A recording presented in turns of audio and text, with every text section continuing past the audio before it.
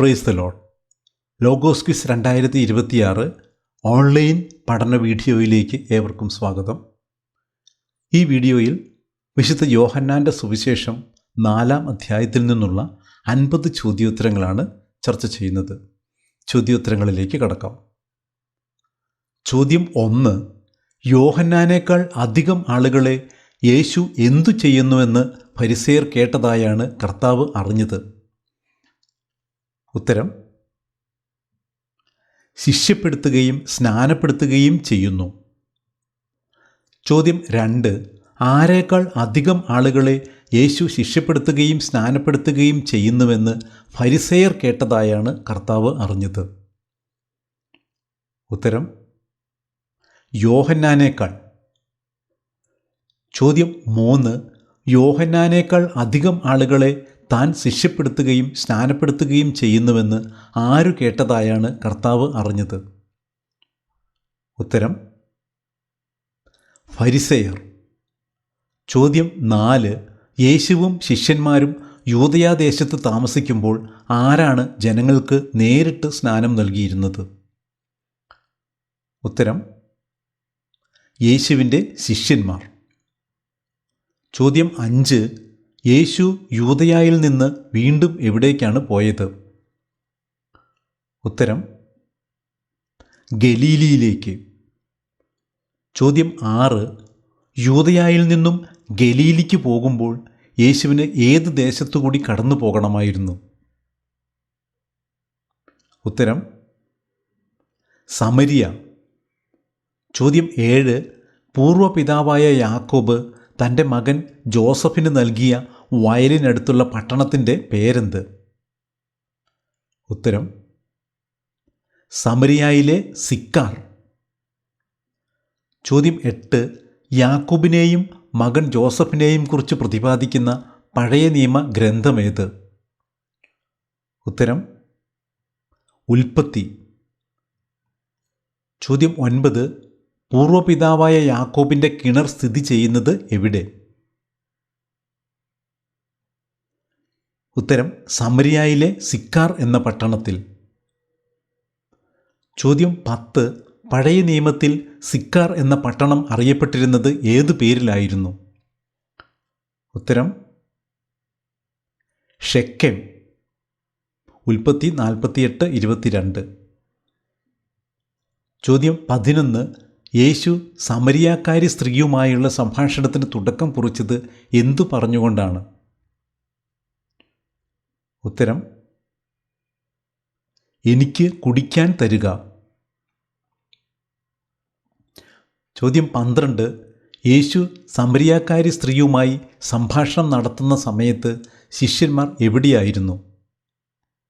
ഉത്തരം: ഭക്ഷണ സാധനങ്ങൾ വാങ്ങാൻ പട്ടണത്തിലേക്ക് പോയിരുന്നു. ചോദ്യം 13. യേശു കുടിക്കാൻ വെള്ളം ചോദിക്കുമ്പോൾ സമരിയാക്കാരി സ്ത്രീ വൈമനസ്യം പ്രകടിപ്പിക്കാൻ കാരണമെന്ത്? ഉത്തരം: യേശു ഒരു യഹൂദൻ ആയിരുന്നതിനാൽ. ചോദ്യം 14. യേശുവിൻ്റെ കാലത്ത് യഹൂദരും സമരിയാക്കാരും തമ്മിലുള്ള ബന്ധം എപ്രകാരമായിരുന്നു? ഉത്തരം: അവർ തമ്മിൽ സമ്പർക്കമില്ലായിരുന്നു. ചോദ്യം 15.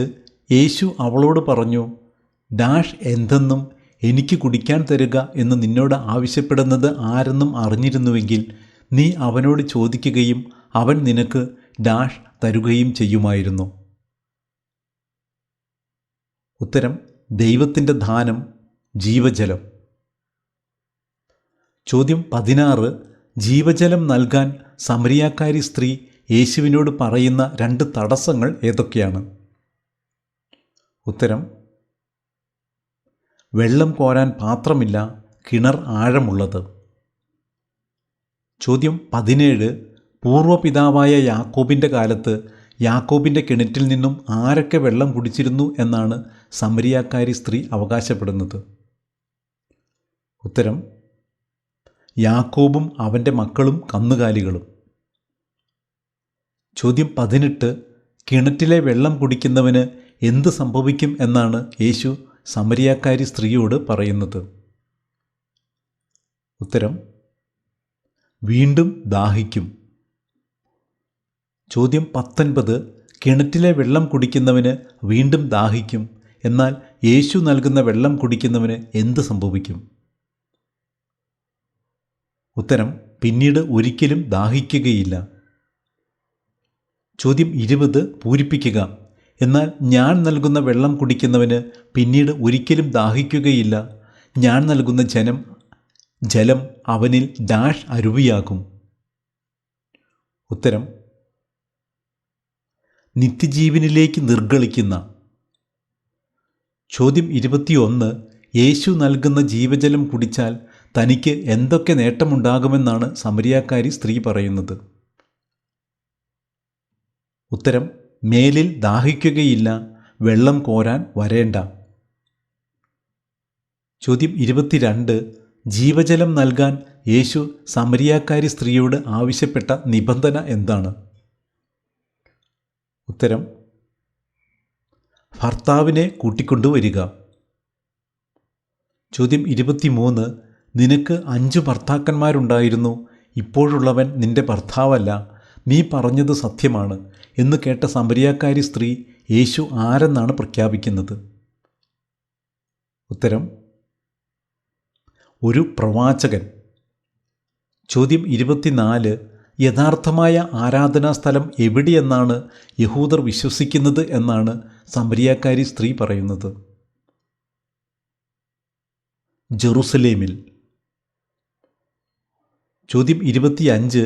രക്ഷ ആരിലൂടെ വരുമെന്നാണ് യേശു സമരിയാക്കാരി സ്ത്രീയെ ഉത്ബോധിപ്പിക്കുന്നത്?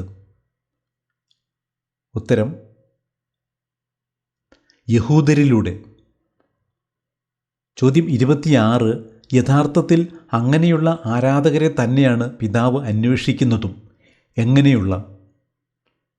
ഉത്തരം ആത്മാവിലും സത്യത്തിലും തന്നെ ആരാധിക്കുന്ന. ചോദ്യം 27. ദൈവം ആരെന്നാണ് യോഹന്നാൻ 4:24 യേശു പ്രസ്താവിക്കുന്നത്? ഉത്തരം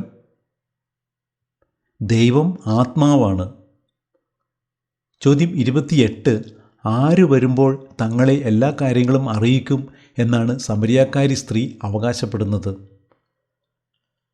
ഉത്തരം മിശിഹ ക്രിസ്തു വരുമ്പോൾ. ചോദ്യം 29. ഭക്ഷണ സാധനങ്ങൾ വാങ്ങാൻ പട്ടണത്തിലേക്ക് പോയ ശിഷ്യന്മാർ തിരിച്ചു വന്നപ്പോൾ എന്ത് കണ്ടാണ് അത്ഭുതപ്പെട്ടത്? ഉത്തരം യേശു ഒരു സ്ത്രീയോട് സംസാരിക്കുന്നത് കണ്ട്. ചോദ്യം 30. പട്ടണത്തിലേക്ക് പോയ ശിഷ്യന്മാർ തിരിച്ചു വന്നപ്പോൾ യേശു ഒരു സ്ത്രീയോട് സംസാരിക്കുന്നത് കണ്ട് യേശുവിനോട് എപ്രകാരമാണ് പ്രതികരിച്ചത്? ഉത്തരം ശിഷ്യന്മാർ നിശബ്ദരായിരുന്നു. ചോദ്യം 31. യേശുവുമായുള്ള സംഭാഷണത്തിന് ശേഷം കുടം കിണറ്റുകരിയിൽ വച്ചിട്ട് സമരിയാക്കാരി സ്ത്രീ ഏത് പട്ടണത്തിലേക്കാണ് പോയത്? ഉത്തരം സിക്കാർ എന്ന പട്ടണത്തിലേക്ക്. ചോദ്യം 32. യേശുവുമായുള്ള സംഭാഷണത്തിന് ശേഷം പട്ടണത്തിലെത്തിയ സമരിയാക്കാരി സ്ത്രീ പട്ടണവാസികളോട് പ്രകടിപ്പിച്ച സംശയം എന്താണ്? ഉത്തരം തന്നോട് സംസാരിച്ച വ്യക്തി തന്നെയായിരിക്കുമോ ക്രിസ്തു? ചോദ്യം 33. യേശുവിനെക്കുറിച്ചുള്ള സമരിയാക്കാരി സ്ത്രീയുടെ വിവരണം കേട്ട പട്ടണവാസികൾ എന്താണ് ചെയ്തത്? ഉത്തരം അവർ പട്ടണത്തിൽ നിന്ന് പുറപ്പെട്ട് യേശുവിൻ്റെ അടുത്തു വന്നു.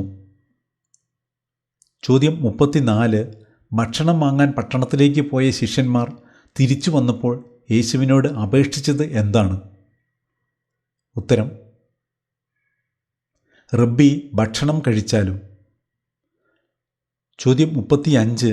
റബ്ബി ഭക്ഷണം കഴിച്ചാലും എന്ന ശിഷ്യന്മാരുടെ അപേക്ഷയ്ക്ക് യേശു പറഞ്ഞ മറുപടി എന്താണ്? ഉത്തരം നിങ്ങൾ അറിയാത്ത ഭക്ഷണം എനിക്കുണ്ട്. ചോദ്യം 36. നിങ്ങൾ അറിയാത്ത ഭക്ഷണം എനിക്കുണ്ട് എന്ന യേശുവിൻ്റെ മറുപടി കേട്ട ശിഷ്യന്മാർ എന്താണ് പരസ്പരം പറഞ്ഞത്? ഉത്തരം ആരെങ്കിലും ഇവന് ഭക്ഷണം കൊണ്ടുവന്ന് കൊടുത്തിരിക്കുമോ? ചോദ്യം 37. യേശു പറഞ്ഞു, എന്നെ അയച്ചവൻ്റെ ഡാഷ് അവൻ്റെ ഡാഷ് എൻ്റെ ഭക്ഷണം. ഉത്തരം ഇഷ്ടം പ്രവർത്തിക്കുകയും ജോലി പൂർത്തിയാക്കുകയുമാണ്. ചോദ്യം 38. യോഹന്നാൻ 4:35 യേശു ഉദ്ദേശിക്കുന്ന വിളവെടുപ്പ് എന്താണ്? ഉത്തരം ആത്മാക്കളുടെ രക്ഷ. ചോദ്യം 39. യോഹന്നാൻ 4:36 പ്രകാരം കൊയ്യുന്നവന് കൂലിയോടൊപ്പം മറ്റെന്തുകൂടി ലഭിക്കും എന്നാണ് യേശു പ്രഖ്യാപിക്കുന്നത്? ഉത്തരം നിത്യജീവിതത്തിലേക്ക് ഫലം ശേഖരിക്കുകയും ചെയ്യുന്നു. ചോദ്യം 40. ഏത് ചൊല്ല് ഇവിടെ സാർത്ഥകമായിരിക്കുന്നു എന്നാണ് യോഹന്നാൻ 4:37 യേശു പറയുന്നത്?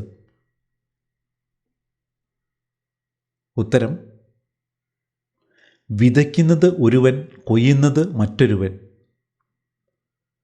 ചോദ്യം 41. സമരിയാക്കാരി സ്ത്രീയുടെ സാക്ഷ്യം കേട്ട് യേശുവിൻ്റെ പക്കലെത്തിയ പട്ടണവാസികൾ യേശുവിനോട് എന്താണ് അപേക്ഷിച്ചത്? ഉത്തരം തങ്ങളോടൊത്തു വസിക്കണമെന്ന്. ചോദ്യം 42.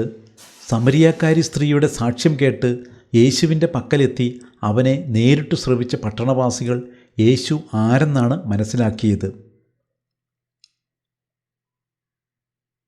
ഉത്തരം ലോകരക്ഷകൻ. ചോദ്യം 43. യേശു എത്ര ദിവസമാണ് സമരിയാക്കാരോടൊത്ത് താമസിച്ചത്? ഉത്തരം 2 ദിവസം.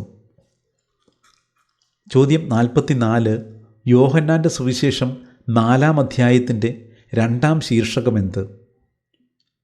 ഉത്തരം രാജസേവകൻ്റെ പുത്രനെ സുഖപ്പെടുത്തുന്നു. ചോദ്യം 45. രാജസേവകൻ അവനോട് അപേക്ഷിച്ചു, കർത്താവേ, എൻ്റെ മകൻ മരിക്കും മുമ്പ് വരണമേ. യേശു പറഞ്ഞു, പൊയ്ക്കൊള്ളുക, നിൻ്റെ മകൻ ജീവിക്കും. യേശു ഇത് പറയുമ്പോൾ സമയം എത്രയായിരുന്നു? ഉത്തരം 7-ാം മണിക്കൂർ. ചോദ്യം 46. യൂദയായിൽ നിന്ന് ഗലീലിലേക്ക് വന്നപ്പോൾ യേശു പ്രവർത്തിച്ച 2-ാമത്തെ അടയാളം ഏതാണ്? ഉത്തരം രാജസേവകൻ്റെ പുത്രനെ സുഖപ്പെടുത്തിയത്. ചോദ്യം 47. അധ്യായവും വാക്യവും ഏത്? അപ്പോൾ യേശു പറഞ്ഞു, അടയാളങ്ങളും അത്ഭുതങ്ങളും കാണുന്നില്ലെങ്കിൽ നിങ്ങൾ ഒരിക്കലും വിശ്വസിക്കുകയില്ലല്ലോ. ഉത്തരം യോഹന്നാൻ 4:48. ചോദ്യം 48. അധ്യായവും വാക്യവും ഏത്? യേശു അവളോട് പറഞ്ഞു, നിന്നോട് സംസാരിക്കുന്ന ഞാൻ തന്നെയാണ് അവൻ. ഉത്തരം യോഹന്നാൻ 4:26. ചോദ്യം 49. അധ്യായവും വാക്യവും ഏത്? എന്നാൽ ഞാൻ നൽകുന്ന വെള്ളം കുടിക്കുന്നവന് പിന്നീട് ഒരിക്കലും ദാഹിക്കുകയില്ല. ഞാൻ നൽകുന്ന ജലം അവനിൽ നിത്യജീവനിലേക്ക് നിർഗളിക്കുന്ന അരുവിയാകും. ഉത്തരം യോഹന്നാൻ 4:14. ചോദ്യം 50. അധ്യായവും വാക്യവും ഏത്? നിങ്ങൾ അധ്വാനിച്ചിട്ടില്ലാത്ത വിളവ് ശേഖരിക്കാൻ ഞാൻ നിങ്ങളെ അയച്ചു. മറ്റുള്ളവരാണ് അധ്വാനിച്ചത്. അവരുടെ അധ്വാനത്തിൻ്റെ ഫലത്തിലേക്ക് നിങ്ങൾ പ്രവേശിച്ചിരിക്കുന്നു. ഉത്തരം യോഹന്നാൻ 4:38.